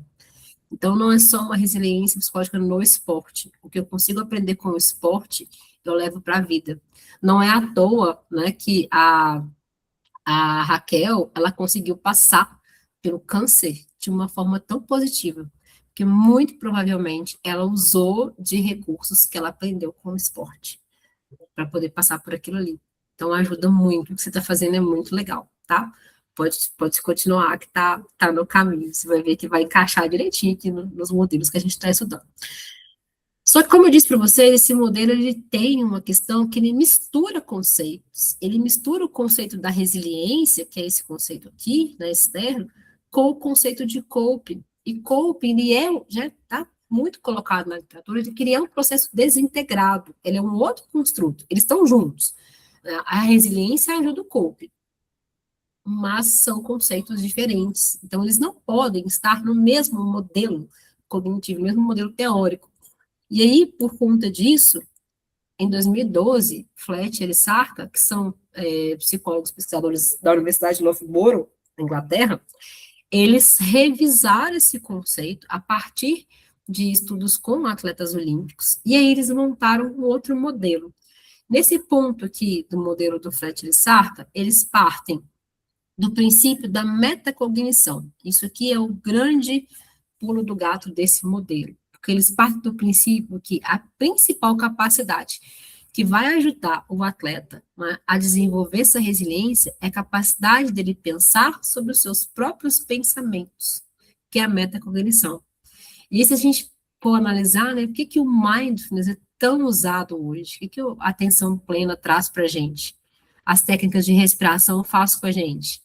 A gente baixa a ativação para que a gente consiga escutar as vozes que estão dentro da nossa cabeça, né? E acalmar essas vozes, a modificar essas vozes. Então, a metacognição é essa capacidade de escutar a nossa voz interna, que muitas vezes a gente oculta, a gente ignora, né? A gente abafa ela. E aí, o que influencia nessa capacidade de acessar as nossas vozes? Essas habilidades que ele colocou aqui. A personalidade positiva, e aí tem muitos estudos, lá na frente a gente vai explorar, especialmente a conscienciosidade, ajuda muito no processo de resiliência. A motivação, e a motivação intrínseca, tá? Que é essa paixão, essa motivação autodeterminada. A autoconfiança, a confiança nas suas próprias habilidades e a confiança nas competências de quem está ao seu lado, ou seja, o atleta confiar na sua capacidade de ser psicólogo do esporte já naturalmente ajuda ele a ter uma melhor resiliência, o suporte social percebido. Só que aqui a gente está falando de um modelo inglês, né? Então vamos pensar nos atletas ingleses, o quanto ali tem uma questão eles são mais objetivos, mais racionais, do que quando a gente compara com atletas brasileiros, tá? Aqui ele fala especialmente do suporte do treinador, ele não entra muito nas questões espirituais, nem nas questões familiares. Ele faz uma passagem pela questão da família, dos pais, principalmente, mas ele não aprofunda aqui, principalmente o suporte que recebe do treinador. E o foco, que é a capacidade de atenção, né, de parar, de concentrar ali como uma habilidade psicológica geral. Então, esses são os 5 fatores psicológicos fundamentais para as competências internas, né, e uma competência externa aqui para desenvolver resiliência. Então, o que ele entende? Eu entrei aqui dentro desse mundo de situações estressoras, consigo avaliar o desafio, e aí eu vou avaliar esse desafio como, sei lá, leve ou intenso, vou acionar os meus recursos e vou passar pela situação. Se eu consigo fazer isso de forma equilibrada, de forma assertiva, o atleta vai ter respostas facilitadoras, que vai impactar no melhor desempenho. Então, o que ajuda o atleta a ter melhor desempenho esportivo, quando a gente pensa em resiliência? É o quanto ele consegue acionar esses fatores psicológicos e aplicar ele no seu dia a dia ali, nas situações que ele está passando, tá? Eu avalio a situação, vejo o quanto eu preciso de recursos para lidar com aquilo, uso esses recursos para passar pela situação, e aí eu vou ter um comportamento mais adequado. E por isso, meu rendimento tende a melhorar. Então, essa era a lógica que hoje que eu inclusive eu utilizei para construir a escala de resiliência. Gente, tá ok? Tá dando para ir acompanhando o raciocínio? Então, vamos lá. Eu queria mostrar para vocês aqui um vídeo para que vocês analisassem agora qual seria o pensamento de vocês nessa situação. A gente vai começar a entender como ativar esses recursos. Depois eu vou falar um pouquinho do modelo que eu acabei trazendo, adaptando para o Brasil, a partir dessas respostas que a gente tem quando a gente está numa situação estressora. Pera aí. Então, eu vou colocar aqui o vídeo, na hora que vocês estiverem ok, e eu quero que vocês prestem atenção. Qual foi o primeiro pensamento que passou na sua cabeça? Pode até anotar, porque vão passar os pensamentos. Primeiro, quando você vê a situação, opa, pensei isso aqui, tá? Tenta se colocar no lugar dessa pessoa. E o mochileiro britânico conseguiu capturar o momento em que foi atingido por nada mais, nada menos do que uma avalanche. Cuidado, não. Elisa, abaixa que ela vai vir daqui. Que ela tá vindo de cá. E ele não sai. Não, é impressionante. Ele ficou registrando para mostrar o tamanho dessa avalanche. A cena foi em uma montanha no Quirguistão, região central ali da Ásia. O britânico contou à CNN que o primeiro pensamento que ele teve foi se seria possível gravar um bom vídeo. Né? Então, se teria qualidade. E ele conseguiu atingir esse objetivo, como a gente viu. Depois, ele tenta se proteger apenas quando a neve já estava bem perto. Ele não sai do lugar, olha isso. Então, vocês percebam que a avalanche ela vai se aproximando, vai chegando bem perto, vai dando aquela sensação de que a pessoa vai ser engolida. E aí, ele só para de filmar assim diretamente, ficar cara a cara com ela quando ela passa, por cima dele. E ele se agacha ali atrás de uma pedra. E olha só, segundo ele, saiu sem nenhum arranhão. Daniela, sua cara diz muito sobre o seu pensamento. E, gente, o que passou na cabeça de vocês? Você está ali numa montanha e, de repente, está vindo uma avalanche na sua frente. Qual que é o primeiro pensamento que vem na sua cabeça? É filmar? Né? Desespero, medo, de que vou sair correndo desse negócio.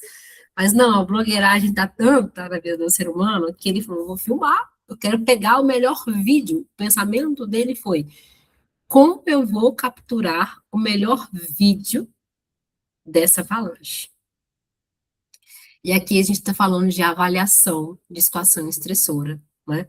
Quanto mais experiência a gente tem, melhor a gente avalia uma situação e o nível de risco dela. Aqui, gente, eu não estou aconselhando a gente enfrentar a avalanche, não, tá? Mas ele provavelmente já tem uma certa experiência, né, de avaliação. Imagino que ele não seja louco o suficiente de ficar ali pela primeira vez, porque nós aqui, a gente vai sair correndo. Meu primeiro pensamento é fugir daqui, né, deixa eu correr mais rápido que essa avalanche, ou achar um lugar seguro para me proteger dela, do que enfrentar. Ele escolheu enfrentar. Provavelmente, ele ativou recursos ali que fizeram com que ele percebesse: eu consigo passar por isso, eu consigo lidar com essa avalanche. A Giovana está até indignada ali. Eu acho que ninguém pensou, vou ficar aqui para filmar, né? Daniel tá pensando aí.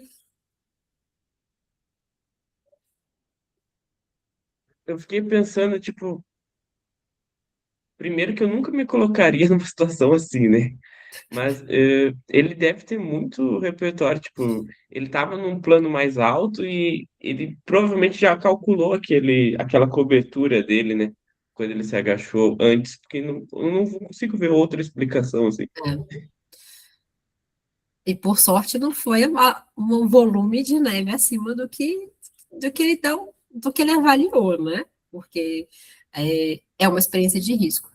Mas o esporte, ele é assim, se a gente for pensar, né? Quem não está no esporte de alto rendimento e vê as coisas acontecendo, fala: meu Deus, que perigo, nossa, que situação é essa? Nossa, que situação difícil. Mas para o atleta, não é. Pensa lá no jiu-jitsu, né, Daniel? Aqueles golpes. Eu não sou atleta de lutas, porque eu não gosto muito de ganhar pancada, não. Então, quando eu vejo, fico: nossa, ai, deve doer, né? Mas é do esporte, né? Quem tá ali não sente isso. Vê de outra forma, vê como diversão, vê como prazer, né? A avalanche, a gente fazendo um pouco essa metáfora, ela é, no esporte de alto rendimento, como as pessoas enxergam as situações. E o atleta, ele tem que ter essa capacidade de saber que ele consegue passar por aquela avalanche e sobreviver a ela. E por isso o esporte é tão bonito, né? Quando a gente para assistir ali a ginástica, você vê elas fazendo aqueles saltos, aquela coisa tão bonita, tão estética, você não consegue imaginar a força que ela está fazendo para se manter naquela postura. O balé, né? Ficar ali na ponta do pé, ai, que bonito, que leveza. Mas o esforço que é para ela estar ali. Então, o esporte de alto rendimento, ele é essa avalanche. E o que a gente tem que fazer é fortalecer o nosso atleta para que ele consiga avaliar aquilo com menos terror, com menos medo, com menos adrenalina e com mais racionalidade, com mais capacidade ali de, eu tenho recurso para passar por isso, tá? Então, esse susto que as pessoas que não estão no alto rendimento vão tomar, para o atleta, isso tem que ser algo possível de transpor, né? Essa é uma das questões que a resiliência vai nos ensinar. Deixa eu voltar para cá. Bom, aqui então a gente tem, nesse mesmo estudo, as linhas de funcionamento a partir da exposição do estresse. Então, quando eu tenho uma resiliência bem consolidada, olha só como é que é o impacto do estresse nas habilidades ali cognitivas, nas habilidades psicológicas de uma pessoa. Então, você vê que ele tem uma quebra, ela tem uma quebra. Eu tive a exposição estressora, eu tive uma quebra, mas eu me recupero rápido. Eu tive uma quebra, mas eu me recupero rápido. E ele está dentro de uma linha que ela é considerada uma linha de oscilação normal da vida, tá? Agora, quando ele não tem essa resiliência robusta, essa resiliência consolidada, a gente vê duas outras quebras. Essa aqui, que é a trajetória de recuperação. Se a gente for pensar lá no modelo do Richardson, é aquela recuperação com perdas, ou aquela recuperação para o estado da homeostase, que ele volta quase na mesma que ele estava, tá vendo? Ele retorna depois de um tempo, o tempo de recuperação ele é maior que a linha de tempo. O tempo de recuperação ele é maior e ele retorna sem muito crescimento, tá vendo? Aqui, ó, trajetória de recuperação, ele manteve mais ou menos a mesma estrutura que ele tinha. E o que ele chama de estratégia de resiliência, né, para crescimento, ele tem a quebra, você vê que aqui ele tinha um nível de funcionamento abaixo do que os outros níveis, ele tem uma queda, então ele tem um rompimento ali mais profundo em relação ao seu nível inicial, mas ao longo do tempo, olha como as habilidades, elas foram se fortalecendo, de modo que ele saiu numa tangente de crescimento bem acima. Se eu colocar a situação estressora aqui, a queda, ela vai ser bem menor, porque o nível de crescimento, ele ultrapassa a sua própria linha ali de resiliência. Então, ele não está mais no mesmo nível de crescer. Então, o que eles chamam de trajetória de fortalecimento é, a partir da situação estressora que eu expus, eu consigo me desenvolver. E esse desenvolvimento, gente, não é da noite para o dia, tá? Ele demanda um tempo. Ele não é rápido, ele é processual. E aí, o que esse estudo traz para a gente de mais interessante, e que virou um conceito inato da resiliência também, é que a resiliência é processo. Ninguém é resiliente o tempo todo. Ela é um processo, ela é construída e reconstruída o tempo todo na vida da gente. Pode ser que hoje você esteja aqui, você passe por uma situação estressora que você nunca vivenciou, nunca pensou estar nela, e aí, pá, você tem uma quebra. O que vai mudar essa percepção sua aqui é o quanto você consegue se reerguer após cada vez que você vai se expor a diferentes estressores. Então, não existe, a resiliência ela não é um construto tão estável ao longo da vida, mas ela é um construto que vai se reconstruindo à medida que você vai se expondo a diferentes estressores. Por isso que hoje a gente entende que resiliência, ela não é um construto único, ela é processual, tá? Bom, e por ser processual, ela tem um mecanismo, que é hoje, esse é o modelo mais recente e mais consistente que a gente tem de resiliência hoje no esporte, que é o que foi publicado agora em 2022. Esse modelo, ele parte do seguinte princípio. Todo mundo aqui já passou um cafezinho no filtro de papel? Então, vamos imaginar esse processo agora, tá? Eu pego o filtro, né, limpinho ali, bonitinho, eu dobro esse filtro, coloco ali na caixinha do filtro e vou colocar a quantidade de pó de café. Vamos pensar que esse pó de café que eu estou colocando ali, ele é as adversidades. Quanto mais pó de café eu coloco, o que vai acontecer no final que eu espero que aconteça? O café saia mais forte. Né? Pó, café fraquinho. Muito pó, café forte. Vai ter um nível de pó que eu vou colocar que esse filtro consegue sustentar. E aí, eu vou jogar água. A água é a vida acontecendo. Se eu jogo a água toda de uma vez, esse filtro, ele vai se desarmar. A gente tem que ir jogando a água aos pouquinhos, né? Para ir passando e absorvendo toda a capacidade, sabor e aroma desse pó de café. A gente vai passando esse processo um pouco mais lentamente, porque se eu passo de uma vez, eu posso romper esse filtro. E o grande conceito, como é que eu vou dizer, estrutura da resiliência é justamente o filtro.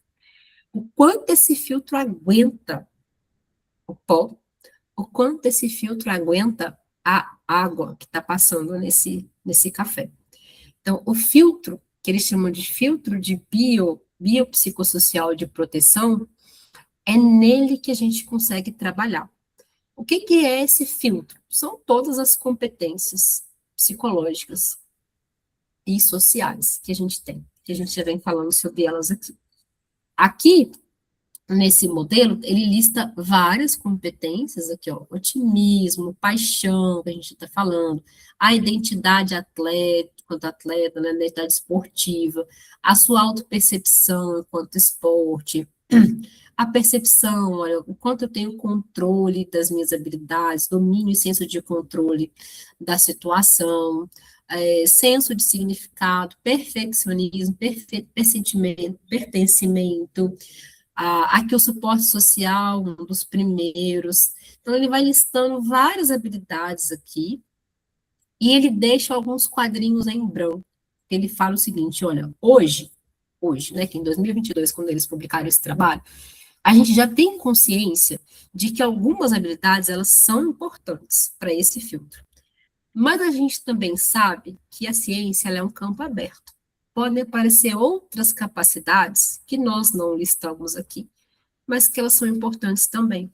E elas vão aparecer, porque esse é um estudo recente, né? E agora ele está sendo cada vez mais explorado pelos pesquisadores do mundo inteiro. Então, vão aparecer outras habilidades aqui que fortalecem esse filtro. O que a gente, enquanto profissional, a gente precisa olhar para isso e entender? Primeiro, quanto mais forte esse filtro, melhor ele aguenta passar pela situação. Então, quando eu olho para essas habilidades, geralmente eu falo assim, o que esse atleta tem que é forte nele? O que ele tem que é instável e o que ele não percebe que ele tem? Para a gente trabalhar isso aqui. Se eu estou numa situação SOS, no momento de crise dele, eu não vou desenvolver o que ele não tem. Eu vou pegar o que ele tem de mais forte. Se esse cara ele é apaixonado pelo esporte, eu vou na paixão. Então, eu vou pegar essa paixão e vou encher esse filtro aqui de reforçar a paixão dele para o esporte. Lesionou, cara, você ama o que você faz, vamos passar por isso, né? Vamos usar essa paixão que ele tem para voltar para a quadra, para voltar para o tatame, enfim, para voltar para o esporte. Suporte social, o treinador está ali do lado dele. Eu lembro de um atleta de futebol que ele estava lesionado, e quando eu fiz o estudo da escala de resiliência, eu estava na equipe com eles, esse cara, o treinador falou assim, vai lá conversar com o fulano, porque ele está na musculação, ele não vai treinar. Aí eu fui lá conversar com o atleta, e ele disse assim, nossa, o meu treinador, ele não me dá nem bom dia quando eu tô aqui. E ele falou isso com tristeza, sabe? Tipo, eu tô isolado aqui, eu tô jogado aqui na recuperação, tô muito chateado, não sei se quero continuar, porque meu treinador, ele passa por mim, ele não me dá nem bom dia, porque eu não tô jogando. Então, na cabeça dele, ele não serve pro clube, ele não serve pro esporte, simplesmente porque ele estava no processo de recuperação, e um simples bom dia do treinador faria diferença na vida dele. Então, ele não percebia esse suporte social, e isso deixava ele muito chateado, muito triste, né? As emoções negativas ali muito afloradas, e enfraquecia essa capacidade dele de lidar com a lesão. Pode falar, Nayara. Isso que você falou faz muito sentido. Uma coisa que eu fui observando era exatamente isso, né? Começa a gerar uma sensação de isolamento, né? E aí, uma coisa que que eu comecei a fazer lá no trabalho, era exatamente de mobilizar a comissão técnica para ir em pelo menos um desses momentos, né, com os atletas que estivessem afastados ali, ou mobilizar algum atleta também, que eu sabia que tinha uma certa proximidade para acompanhar, enfim. E, inicialmente, era muito mais por uma questão de feeling mesmo, assim, de perceber, poxa, o atleta está muito isolado, vou mobilizar para ir para lá. Mas depois, quando esse atleta saiu da reabilitação, ele trazendo a importância disso foi que para mim deu um start, assim, de, nossa, olha, realmente é uma coisa que faz diferença, né, e a partir dele, inclusive, virou, assim, um protocolo meu, assim, porque até então era só feeling mesmo, eu não tinha pensado nessas perspectivas que você trouxe aqui, por exemplo, né, e de fato faz muita diferença, assim, né, e depois ele compartilhou sobre a importância disso, né, assim, de, poxa, foi importante aquele dia que vocês foram lá e tal, né. Muito legal, né, Nayara? Então, assim, veja o que você fez, mesmo sem saber desse modelo, você foi lá e tampou um buraquinho do filtro dele, com o suporte social. Então, você ajudou, reforçando, né, ali através da equipe, ferramentas para ele lidar com essa situação difícil na vida dele. e fez toda a diferença, ele mesmo traz o relato. Então, assim, essas experiências, gente, elas são muito comuns, né, muito comuns dentro do esporte. E eu acho que é o nosso papel realmente fazer essa jogada, porque ela não é tão natural. As pessoas pensam, tá na recuperação, deixa lá, né? Não, vamos trazer, que é o acolhimento, né? É fazer um acolhimento, fazer uma escuta. Eu falo com os treinadores, às vezes você não precisa nem conversar com o atleta, olha para ele, deixa o atleta ver que você está sendo, que está sendo enxergado, que só isso já pode ser um ponto que vai ajudá-lo, né? Enfim, então é muito legal o seu exemplo, eu acho que ele ilustra de forma perfeitamente que essa questão do filtro. Então, a gente tem uma série de fatores aqui, que aí na hora você vai ter seu feeling de psicólogo, você vê, ó, isso aqui eu vou usar, porque isso aqui vai ajudá-lo. Agora, tá num momento que não tá lidando diretamente com o estresse, é onde a gente vai para o fortalecimento. Então, eu vou pegar questões que ele não tem tão fortes e vou trabalhar isso, né, se puder, numa terapia individual, vou reforçar outros pontos de fortalecimento ali, né, de carcaça, para quando ele passar pela situação, ele ter esse filtro mais consolidado, mais reforçado.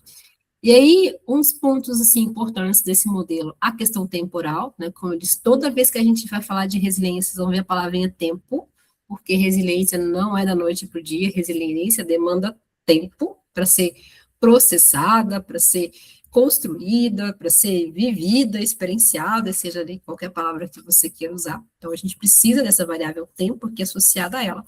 E esse caminho, né, eu posso ter o mínimo de impacto, você vê que tem um impacto, não existe não ter impacto. Mesmo o cara mais forte tem impacto, tem que ter essa quebra, tem que ter a ruptura, lembra? Tem que ter o crescimento, tem que ter ali a exposição, o choque. Então, quando o Daniel fala assim, olha, eu estou estimulando eles a ir para a competição, o que ele está fazendo? Estou estimulando o impacto. Mas eu não estou levando eles para a competição de qualquer jeito, eu estou preparando eles para a competição. Porque você não vai para o impacto sem nada. Você tem que ter alguma coisa que vai fortalecer esse cara na hora que ele estiver passando ali pelas adversidades. Por quê? Se ele estiver bem, esse filtro estiver bem fortalecido, ele vai ter um mínimo de impacto na sua resiliência e ele vai ter adaptação positiva num tempo mais curto. Se não tiver, aí eu tenho uma ruptura mais profunda, que pode culminar em perdas. Lembra do modelo lá do Richardson, que a gente falou no início da aula? Pode culminar em perdas, ou seja, falha crítica de adaptação. Aqui a gente tem adoecimento, a gente tem todos os problemas que vocês já viram de estresse, burnout, esgotamento, a própria lesão, estão ligados aqui às perdas, né? Que, quando não tratadas, dão a falha crítica, culminam na falha crítica, ou quando são intervidas, geralmente pelo nosso trabalho, gera aprendizado, e o aprendizado gera a adaptação, a recuperação com a adaptação. O processo é um pouco mais lento, aqui, ó, a resiliência emergente, mas ele acontece no caos, mas ele acontece. Aí a gente tem que trabalhar a paciência aqui, porque o tempo é um pouco mais longo, mas ele é possível, tá? Então, ou o processo vai acontecer de uma forma que a gente consegue trabalhar fora das adversidades, preparar para uma competição, né? Preparar para a vida do esporte. Então, quando você está no esporte, você tem que conhecer as adversidades naturais desse esporte, para você preparar o atleta para elas. Porque, gente, eu desconheço um atleta que chega na ponta sem ter tido uma lesãozinha que seja. Porque o corpo, ele sofre impacto o tempo todo, ele não dá conta, né? De todo aquele estresse físico do treinamento. Então, assim, se vocês conhecerem alguém, vocês me contam, porque até hoje eu não vi nenhum atleta que chega na ponta sem lesão. E a lesão é uma adversidade do esporte, então a gente tem que preparar os atletas para passar por isso. Quanto mais preparado ele tiver, a resposta dele vai ser mais rápida e mais positiva. Por exemplo, tá? Mas cada esporte vai ter a sua questão. Esporte coletivo tem questões, esporte individual tem questões, a gente tem no Brasil questões financeiras, questões contratuais, relacionamento com o treinador, relacionamento com o atleta, com a comissão. Então, assim, tem uma gama. A gente pode passar aqui mais 2 horas de aula só listando as adversidades possíveis de serem previstas dentro do esporte de alto rendimento. Né? E quanto mais a gente preparar esse filtro aqui melhor, mais rápido e com melhor adaptação, esse atleta ele vai passar por ela. Ok? Então, esse hoje é o modelo principal que a gente tem de resiliência e sempre pensar nesse filtro. O que eu posso melhorar ou usar naquele momento para ajudar o atleta a lidar com as adversidades esportivas e ter ali uma adaptação mais positiva. Gente, aqui eu fecho a parte teórica, né, do nosso modelo conceitual da resiliência. Queria saber para vocês como é que está indo. Está dando para acompanhar? Alguma pergunta até aqui? Certinho? Eu vou pedir, então, esse intervalo de 20 minutinhos, como eu disse para vocês, agora eu vou ali, né, dar uma calma ali para a Cri, não sei se já escutaram ela dando um chorinho por aí, mas aí daqui 20 minutos a gente retorna, tá? Eu vou colocar o temporizador, se eu atrasar um ou outro minutinho, é porque eu estou terminando ali, mas estou voltando, tá bom? Combinados? Então tá bom, vamos dar um descanso, aproveitem e daqui 20 minutos a gente está de volta.